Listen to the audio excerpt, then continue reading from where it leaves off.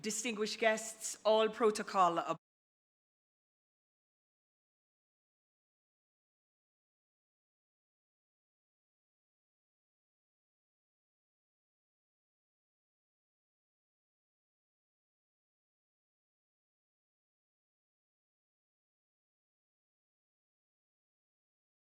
no surprise. No society can develop sustainably without transforming and amplifying the distribution of opportunities, resources, and choices for men and women so that they have equal power to shape their own lives and contribute to their families, communities, and countries. Women's employment can be a central driver of inclusive growth.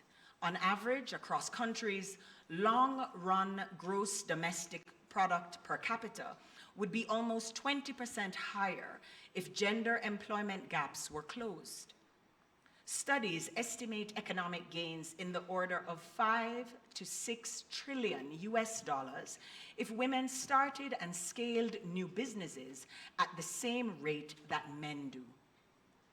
In the context of rising inflation and the likelihood of recession in many parts of the world, it will be costly for countries to rely on the talents of only half of their population. Addressing critical gender gaps, therefore, is an opportunity to boost incomes and to stimulate growth. Data from the United Nations Development Programme estimates that failing to include women fully in economic life costs sub-Saharan Africa $95 billion in lost productivity each year. However, female labor force participation rates fall well below 40% in low-income countries. Significant gender wage gaps persist, and in many countries, women are still clustered into sectors and occupations typically associated with lower profits, absence of work contracts, and lack of protection. Since the COVID-19 pandemic began, debt levels in low-income and middle-income countries have surged, resulting in many countries facing a reduction in priority expenditures, including programs that support women and girls' empowerment. The COVID-19 crisis has compounded challenges for women and girls, exacerbating barriers to participating in the economy and public life, and intensifying a parallel pandemic of violence against women and girls. Transformative change towards gender equality, therefore, requires a concerted effort. This involves further investments, further changes in law and policies, further interventions to shift social and gender norms, and further audacity to change power relations between men and women. Building on the evidence and the momentum, now is the time to accelerate action towards gender equality.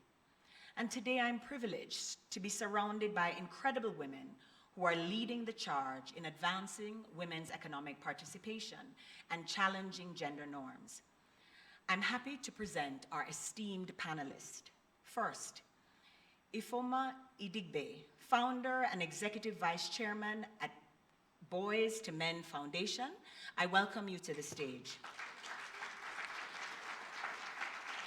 Uche Pedro, founder and chief executive officer of Bella Niger.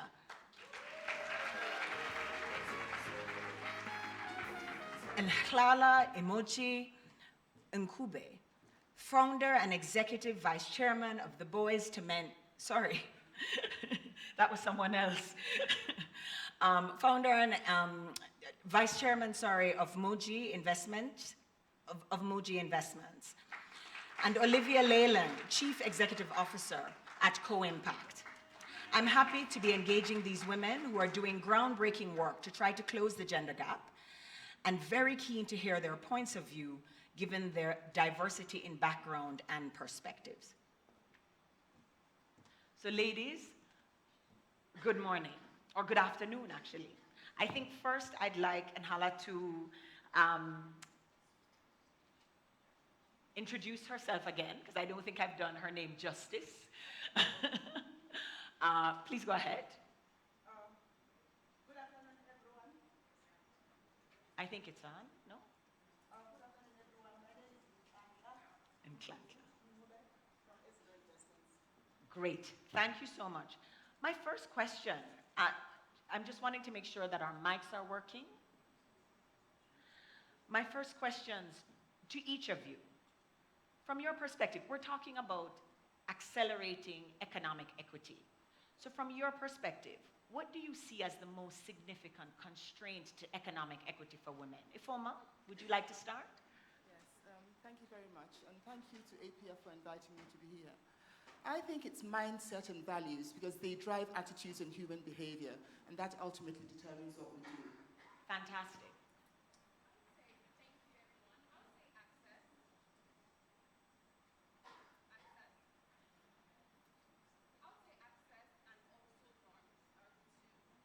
Access and norms. Go ahead and clap. Definitely, I would say financial inclusion and our own acceptance as women of the stereotypes that have persisted throughout generations. Financial inclusion and stereotypes. Go ahead, please, Olivia. Hello. I would say it's systemic, which is a lot of what was discussed earlier today, and structural, and also that it's about resources and more funding needing to go into the space. Fantastic. So maybe the first issue is really gender bias. We see consistently different treatment between men and women. And we spoke to the fact that if women were able to build and grow businesses at the same rate that men do, we would be able to bring into our economies an additional $5 to $6 trillion. But we know that access to finance and other things don't happen the same for women. So gender bias seems to be also a significant constraint. Can you share stories of actions that have helped to overcome gender bias and unlock economic opportunity for women? Ifoma, could you lead on that, please? Thank you. I think when you say to share actions that have helped to overcome gender bias, I think it's difficult to pick on one thing because gender bias is an intangible in many ways. There's unconscious bias, there's conscious bias. And there are three words for me that typify bias at certain levels. One is imposter syndrome, one is the glass ceiling, and the glass cliff, which were mentioned. They wouldn't exist if we didn't have a predisposition to thinking about people in certain ways, and particularly women. And so I think that very often we don't know what our biases are until certain events or circumstances force us to address them. And so the way to address it, I think, is to have definite or deliberate interventions that therefore, even if you have a bias, they stop you from using that bias as much as you might have to influence things. And how do we overcome biases? I've always believed that parenting has to be the foundation. So intentional parenting, for me, is critical to change the mindsets of our children. You can't tell your sons that their definition of success should be different from that of your daughters. It has to be the same definition. They both have to do well in school. They both have to have successful careers. The second, I think, is because it's so ingrained in our society, biases, we should have classes, compulsory classes in secondary schools to discuss the gender issue because the gender dynamics are changing. And if they're changing, there has to be a conversation around it. Why do we feel how we feel about each other? And what are the things we can do? And when we begin to see each other's point of view, it's easier then to come to a position. And then, of course, I believe that without male champions, there's very little we can do. The men must support it. And I'm happy to find there's a panel session on male champions because the men have to support, the confident men, I'll say, have to support the idea that women themselves can do everything that they can do. Thank you.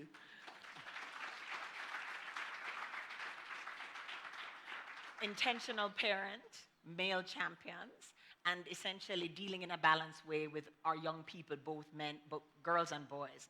Olivia, you will give us, I'm sure, a different perspective. Thanks, Roland.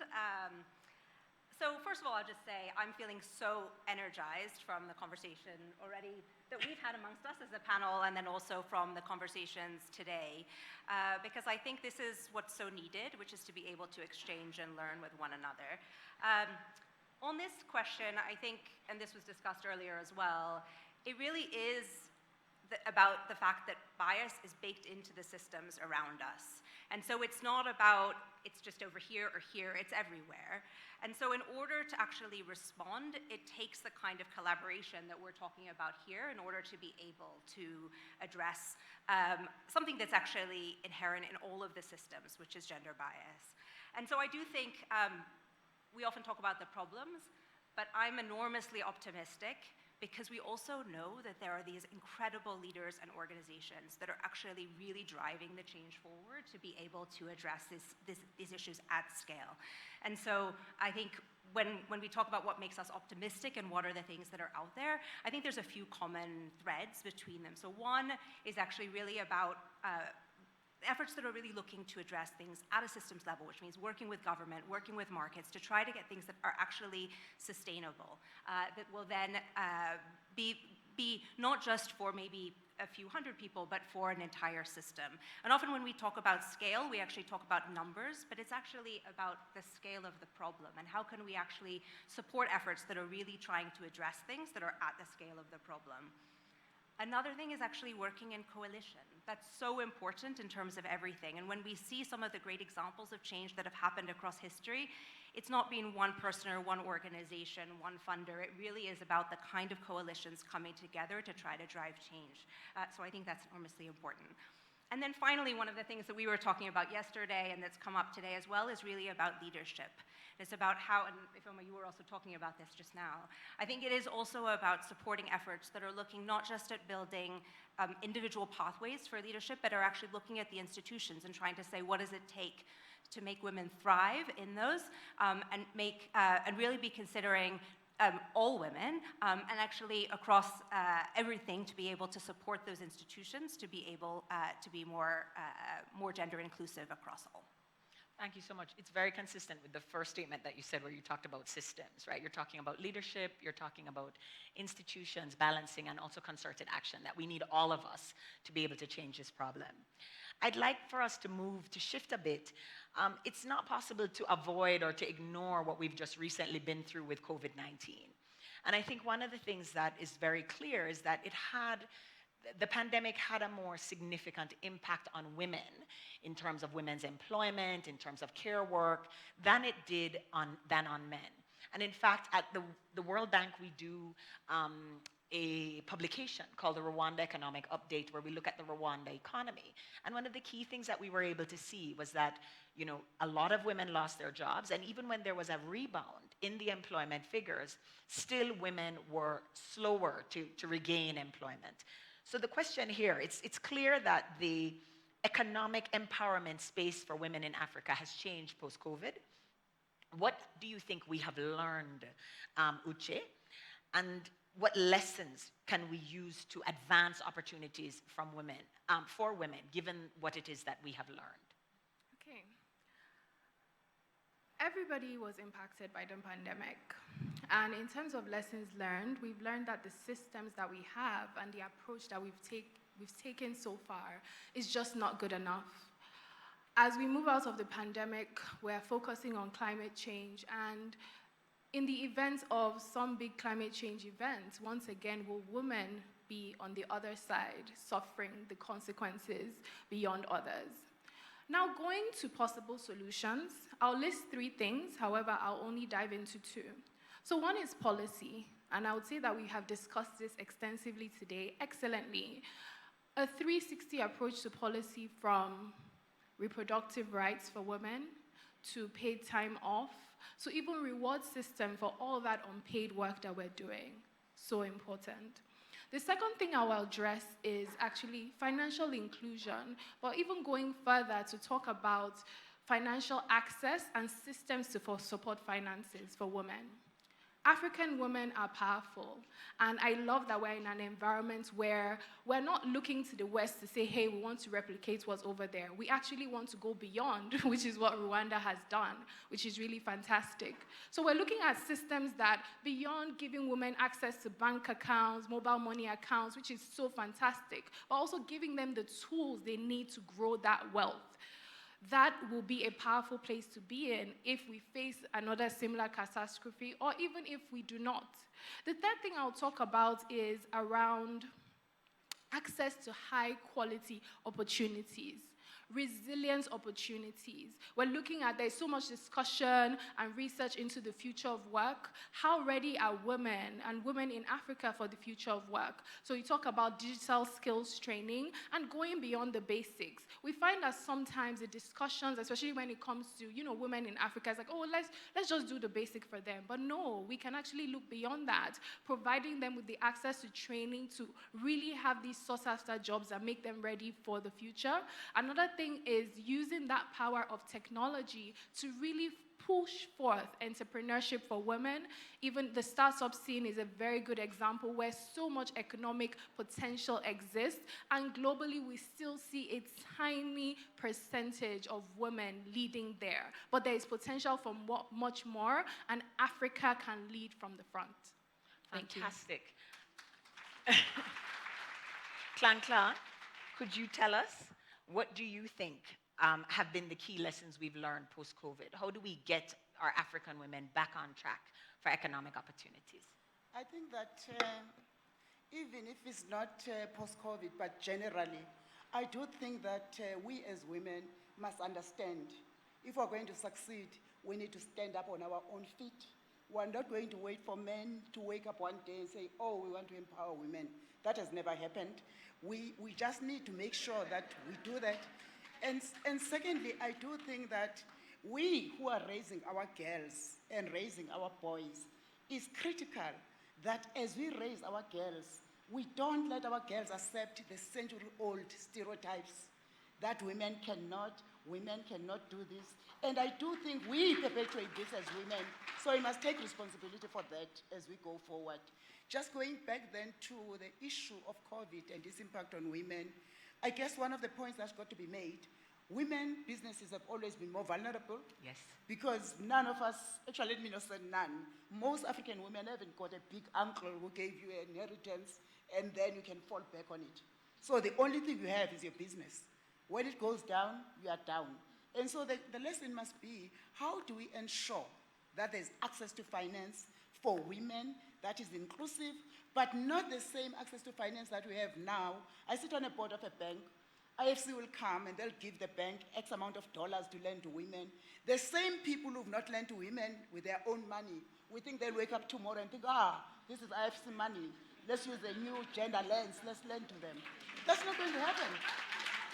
That's not going to happen. Let's trust women to have ownership of the funds, to disperse the funds, to use different lenses than we've historically used. Otherwise, we'll be sitting here next 10 years and we'll be discussing this thing. Maybe let me just make one last point, which is concrete. I sit on a board of a company called Digital Frontiers Institute. What we do is we're training men in particular from financial institutions from 19 countries in terms of gender lens, so that when you land, you put on, you understand when you are putting in gender lens. And so you are discriminating against women because your gender lens are not there. And so we run the program, and I think that's one of the interventions. Excellent. So we've heard financial inclusion, financial resources, but not just that the money needs to be available. We have to find a way to ensure that that money gets into the hands of women. We've heard about policies dealing with some of what are challenges that women consistently address, reproductive rights and others, to make them sort of ready to be part of the economic landscape. We've also heard about stereotypes, and I think this is very real, what it is that girls and boys are hearing at home about what it is that women can do. It's starting right at the core. And I think leadership is another point that Uche made, which I think is very, very key. And I think, we've had the opportunity today to hear from our leaders. This is the sort of leadership that is inspiring. Maybe we move a little bit now to corporate Africa, where I know some of you are sitting. As Nklankla made the point, she sits on a number of boards. What approaches do you find have been successful in accelerating gender equality in corporate Africa, or for female entrepreneurs, that can be replicated and scaled?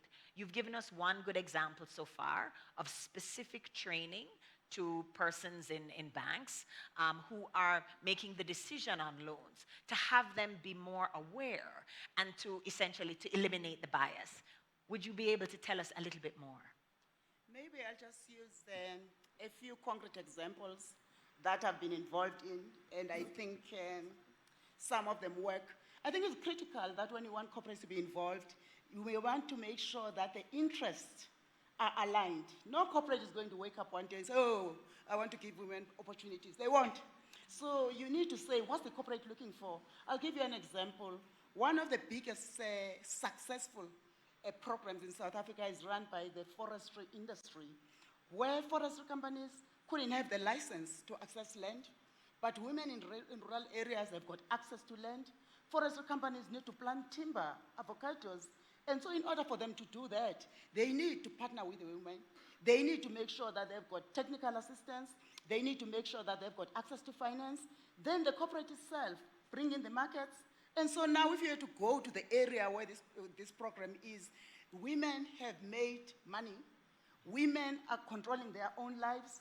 And there was a need from a corporate perspective in terms of doing that.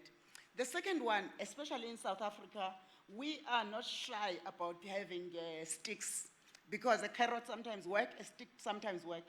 For example, government has a mechanism, a regulatory mechanism, which can force corporates to do things they will not wake up to do in the morning. For example, in South Africa, if you are let's take a bank, for example. You cannot have a bank that doesn't have shareholders that are women. Otherwise, your license won't be renewed. So you've got to prove it. It's got to be demonstrable, it's got to be measured.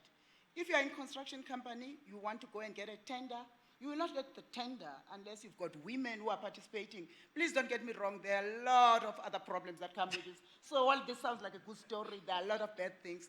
So for example, a particular program, not a program actually, because now this is just national. We had a fund which I was controlling, and we could tell that women were not accessing funds in South Africa. And so even though policy-wise women were supposed to be in construction, they couldn't construct, nobody was lending them even a cent. And so we started a fund, and we used other mechanisms to measure credit worthiness, and we're able to lend to these women. Now if you go to South Africa, most women in South Africa who've got big construction companies, we funded them, purely because we changed our lens. And we changed our expectation. We didn't ask for something we knew women didn't have. We looked at what women have. How can they prove their credit worthiness without necessarily going the traditional route? I'm sorry, I spoke too much. No. We welcome all good inputs, and all of yours were those. Ifoma, you have a different perspective. Please. I don't know if my perspective is different, but I'll certainly talk about the Nigerian experience. Yes. I find that legislation and policies work, but they're insufficient of themselves. There have to be sanctions when you don't comply. Now, in 2013, the central bank decided that they would introduce some policies to ensure that more women are in the banking system in high positions. So they said 40% of the women should be, 40% of the staff should be women, top management, 40% top management, then 30% women on the boards. This was in 2013.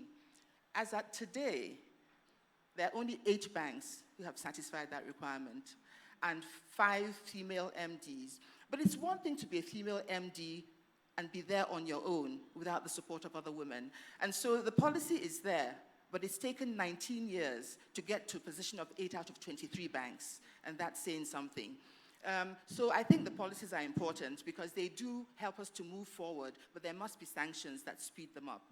I also think that it's important for us to do what I call legwork advocacy, which is to say that there has to be a structure for after conferences like this, that organizations go to different organizations and talk to them about gender diversity.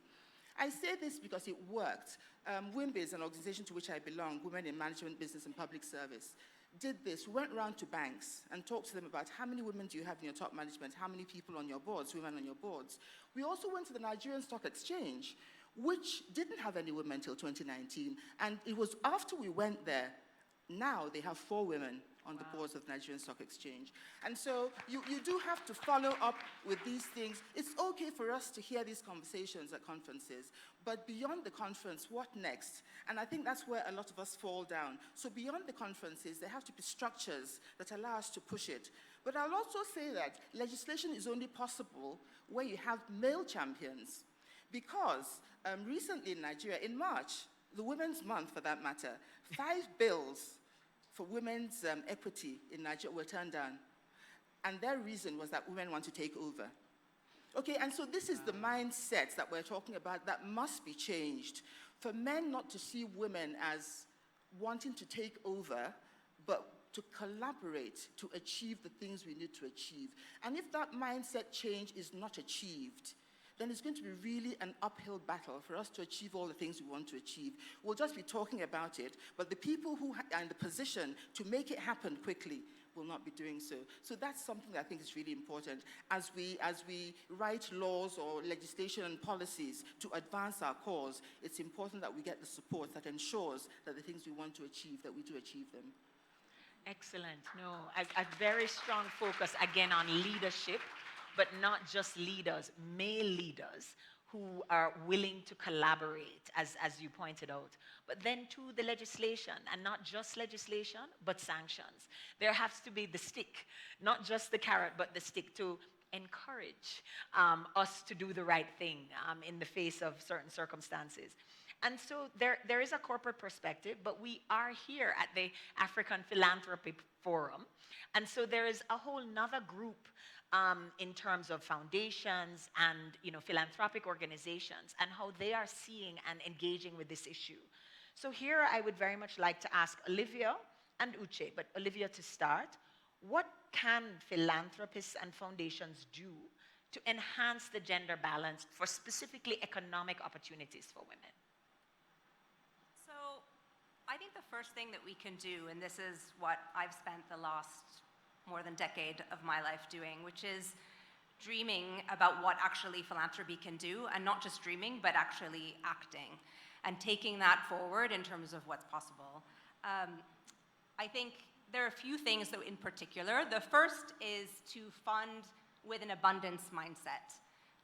What we know is that there's no country on earth that has achieved gender equality. No country on earth.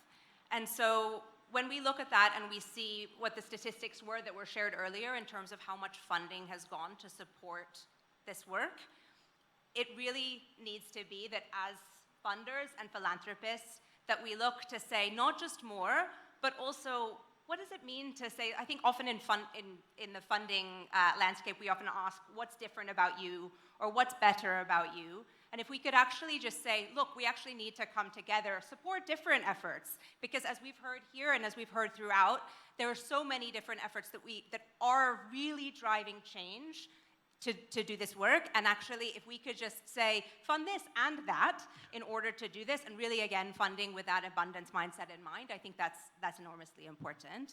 I also think that, we've talked about collaboration, but also for philanthropy, one of the discussions and the speech earlier from His Excellency, which talked about listening, I think it really is also from philanthropy to listen, to say what is it that's actually most needed from those that are driving the change, and actually supporting especially those organizations that are really rooted in the communities where they're working in order to do this work. Because in order to see these kinds of change, we really need to be able to be supporting that way. And by the way, also from philanthropy, at Co-Impact, we in particular we work across Africa, Asia, and Latin America, and in each of the regions where we work, it's led the grant making is led by a team who's actually based in the region, because it's so important that philanthropy also reflect that in terms of not just the efforts that we're supporting, but also our teams.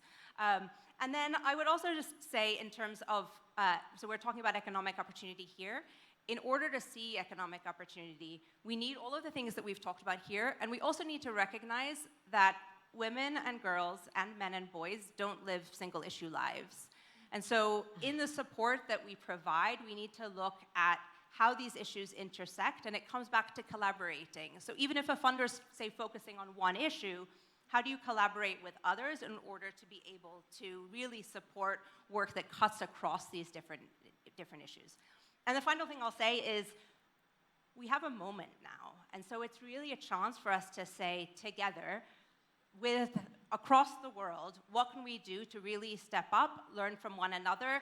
I'm excited here to be listening and learning from the work that everybody's sharing here, and then sharing it back with others that we work with as well. And I just think the need is urgent, and there are so many amazing opportunities to fund. So funding with an abundance mindset is, I think, the most important. Uche, please. So looking at this, first thing I'll talk about is representation. But I'm not just talking about generic representation. I'm talking about powerful representation. We work with a lot of nonprofits of various sizes, from global huge players to grassroots organizations. And what we often hear from the smaller organizations is how difficult it is to access this funding. However, if you take a look at the decision makers, oftentimes there's a huge disconnect between the key decision makers and the people who are actually receiving this. So I'd like to see change at that level. And when we talk about that change, we're not just talking about, oh yes, we now have a woman here, or oh yes, we have an African. We want people who are powerful, who can actually make change happen. I would even add in there that as we talk about diversity and gender, I think there is definitely a role for younger women as well. Oftentimes in these spaces, we're leaning towards the tried and the tested, but we can actually look further and say, how can we even go multi-generational with this to bring about really fantastic end results? The second thing I would actually like to shake a bit is the process. Whenever we see all these press releases, as you alluded to, about, oh, there's this new fund for women, I'm like, I hardly see anybody who has gotten this thing. Because by the time you look at the process, it is too tedious, it is cumbersome, it becomes another job that you're giving people who should be on the ground doing work. And let's go back to what Mr. President talked about. He said, when they were doing sort of the cash programs, there was this temptation to control, or want to control every single aspect of what they'll do. And they let that go. And I believe that that same philosophy can reflect here in the philanthropic giving space. The final thing I'll talk about is how can we use technology more effectively to bring about better outcomes. Philanthropy can be very traditional. I mean, I think perhaps it takes a couple of decades most times to make the type of money that gets you on that path. And the industry can be very, very traditional. But with the use of technology, we can actually democratize access to these resources. We can look at various ways of making this change happen. So, yeah, those are my thoughts. I am sure that as the audience, you can understand why I was very excited to be chairing this panel, because it's a lot of diverse views, all extremely strong interventions. These last rounds of discussions around what it is that philanthropists and foundations can do. We spoke about an abundance mindset. We spoke about representation, and not we have an African woman on the board, but do the persons who are making the decision look like the persons whose issues are being decided on. We spoke about the use of technology and the importance of that to maybe change or bring into the new age how it is that foundations and philanthropic organizations are working. I myself work for an organization that is very traditional, and we're constantly talking about evolution and how it is that we can be adaptable and flexible and be more responsive to respond faster and better to the issues that are at hand. I believe that through this conversation, we flagged a lot of key issues, and I'm sure many of you are sort of burning to ask questions, so we've left time for that, because I hate panels where they say nice things and then they leave, and we don't get a chance to talk to all of the fancy people that we have on the stage. So this is that opportunity. I don't know who's managing the mics in the room, but there's a gentleman back there. So the persons who would like to ask questions, if you would raise your hands, this gentleman can come. You see, he's moving fast. I like that very much. Please go ahead. Stand. Please introduce yourself. And anyone else who's going to ask a question, exactly, raise your hand so that the other gentleman with the microphone knows where he should be. Madam, please go ahead. Good afternoon. My name is Frida Njogu. I work with ID Insight. We provide data and evidence support to decision makers in the social sectors. I have questions to really all the panelists, including the moderator. I'm just trying to, get a sense of how, we are using data and evidence to inform our work, to let us know whether we're actually achieving the impact that we're supposed to be achieving. When we talk about, getting women to participate, women to be represented in leadership, how are we measuring that? Are we measuring whether there are any changes? And how deep are we going in those measurements? For instance, which women are getting advanced? Is it, highly educated women from probably the majority community in the countries in which we work? How are women who are either widows, living with disabilities, poor, et cetera, how are we measuring the impact of the specific work we do, whether in philanthropy, whether in the organizations in which we support?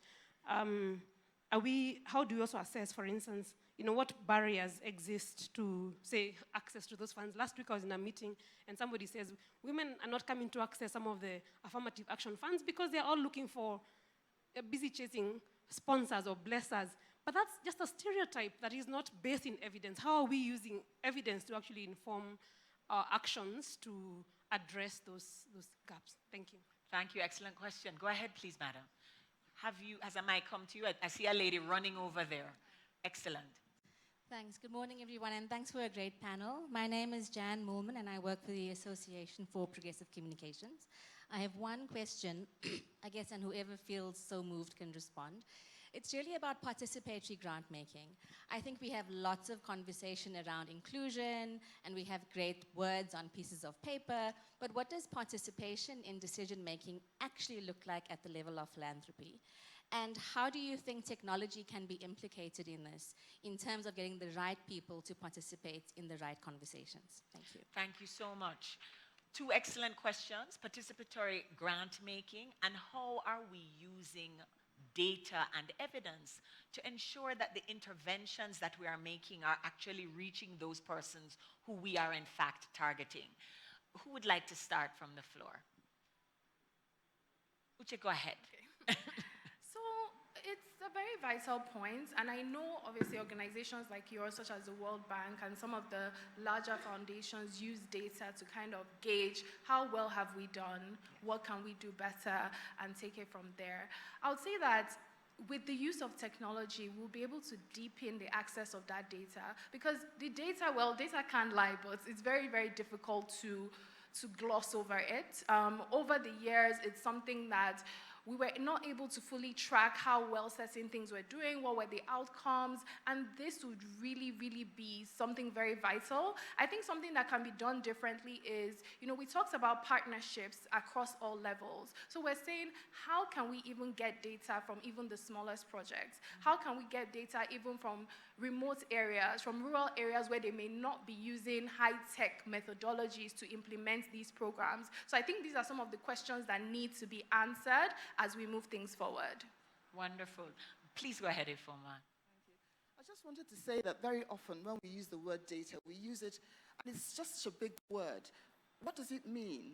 Because data, interpretation of data is what actually matters, not data you collect. And what is your mindset? What is the basis on which you analyze the data?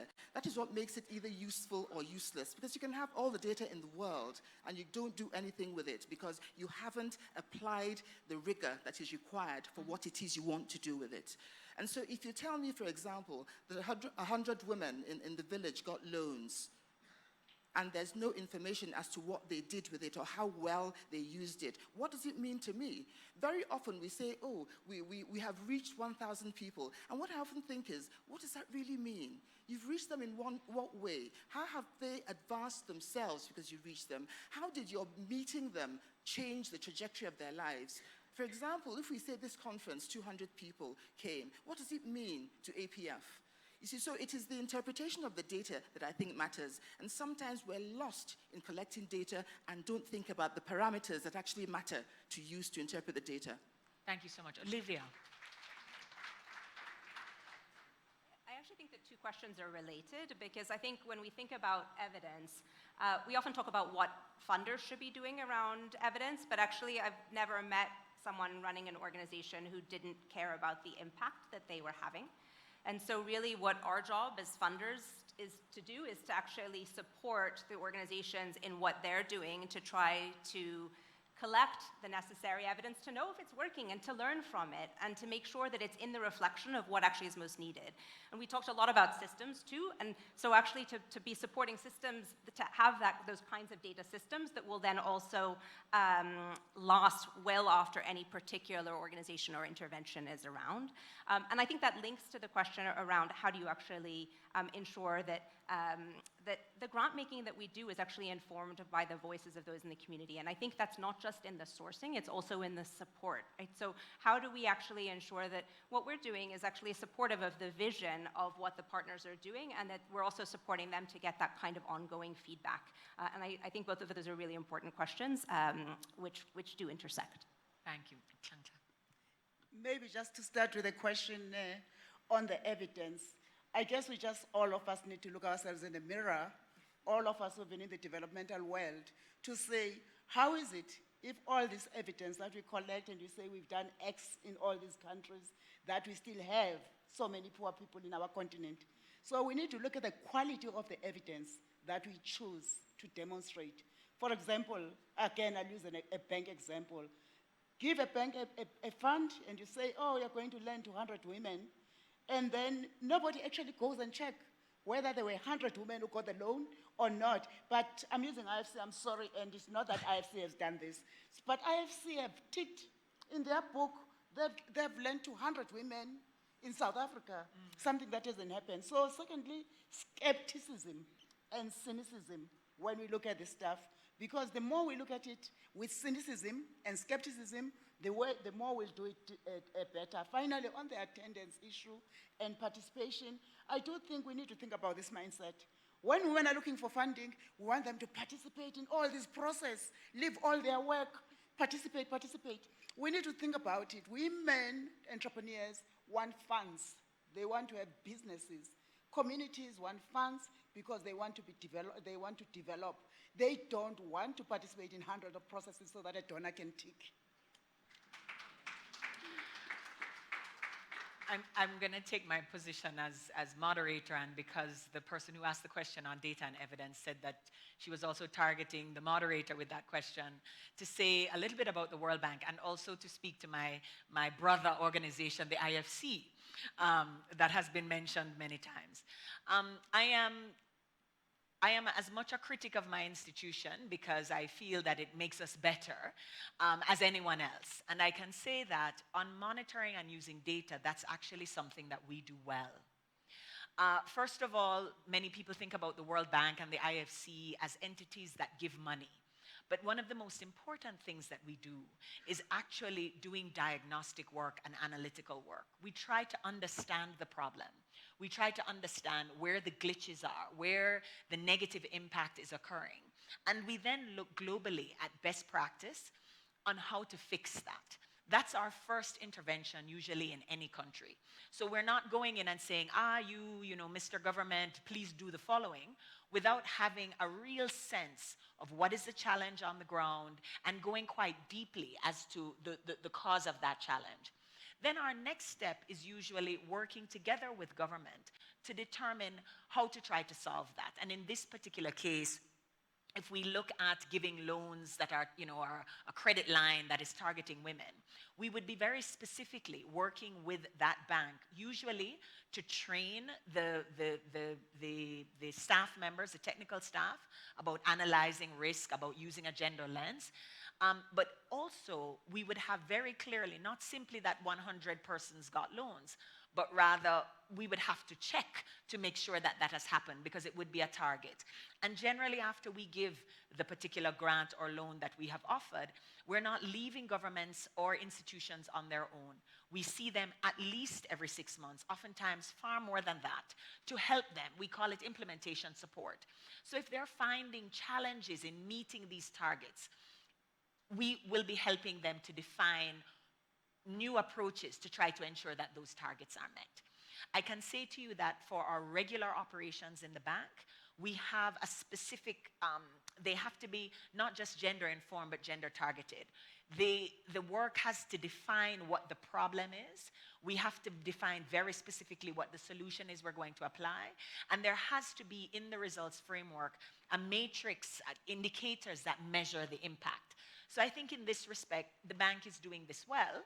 And it is one of those areas where I go back to something that Olivia said, where we are very happy to collaborate. When we work with, non-governmental entities and even philanthropic organizations, which the bank is doing more and more of, this is some of the technical assistance that we're happy to pass on, or in the collaboration to be able to take the responsibility to be doing that monitoring and evaluation.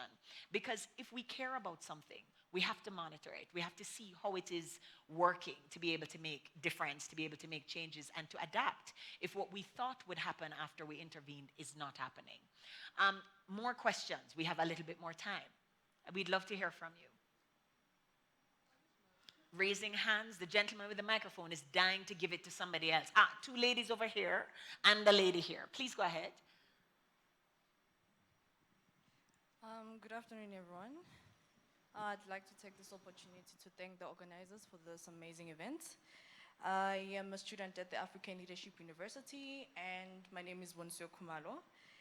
So the question I have is around entrepreneurship. I'm very passionate about entrepreneurship, and more specifically, young people entrepreneurship. So the question I have is, what are some of the challenges that female entrepreneurs face, excluding funding? Because I believe that when you give someone funding to sponsor their venture, there's simply more to do, more than just giving them money. There's more support and more skills that they need to learn in order for their ventures to succeed. So, yes, the question is, what systems can be put into place to equip female entrepreneurs with skills to run their businesses, from finances to operations, to actually ensuring that their solutions are viable for the market? And the last thing would be, how do we empower those women as well? Because I believe that in order to empower someone, they should want to be empowered. Because the moment you start preaching to someone who does not want to be preached at, you're wasting your time. What you're doing is in vain. But yes, you should have hope that definitely you will touch something within them that will actually push them to take a stand and take up space in wherever they are. Thank you. Thank you so much. Two questions over here. And I'm pushing the limits on time, so please keep the questions brief before the organizers come and sweep us off the stage. Baina Bello, professor from Haiti. Domination of men is based on the conscious and unconscious level. From the first level, the first element is history. Because a boy grew up knowing that this man did, this king did, this president did, blah, blah. Women do not have that root of knowing what women did around the world. And that is a very weak base to do anything, to grow from.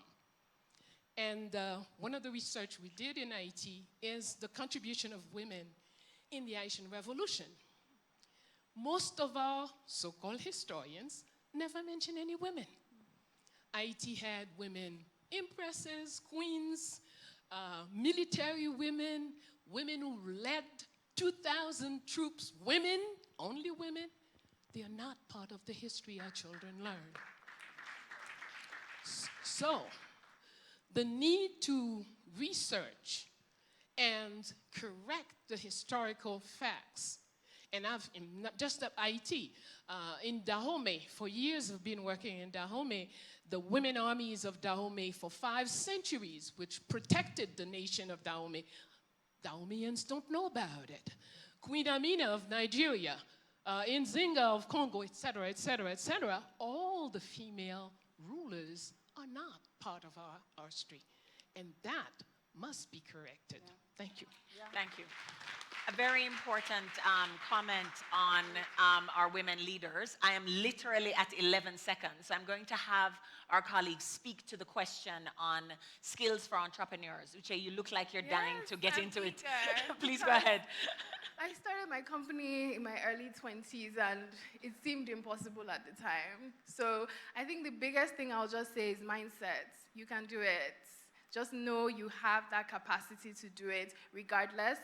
Now, as an investor, I still see a stark difference between the male entrepreneurs and the female. So we have a female entrepreneur that we invested in her company before she started.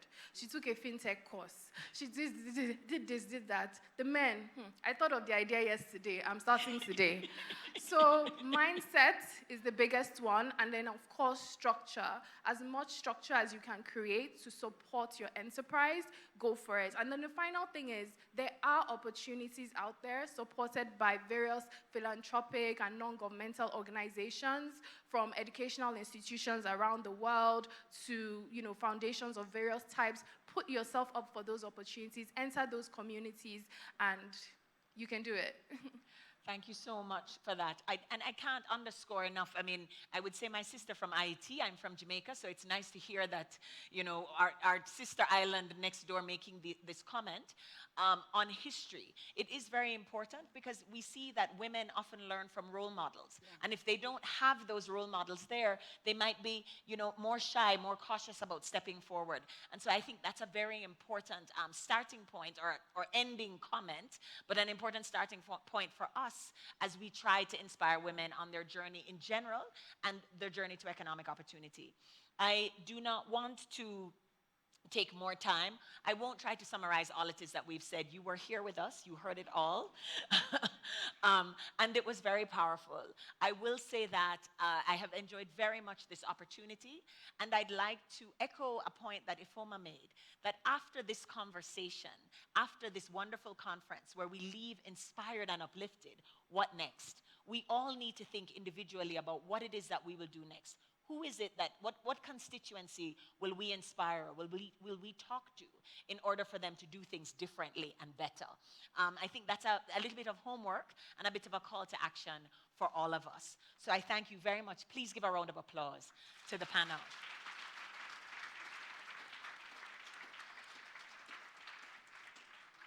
I have also been asked to quickly introduce our next moderator. Please welcome author and TV producer of the hit Netflix series, The Smart Money Woman, Ars Ugu, to moderate the next plenary themed, The Future is Female, Investing in Education for Girls. Ars, please come, ladies.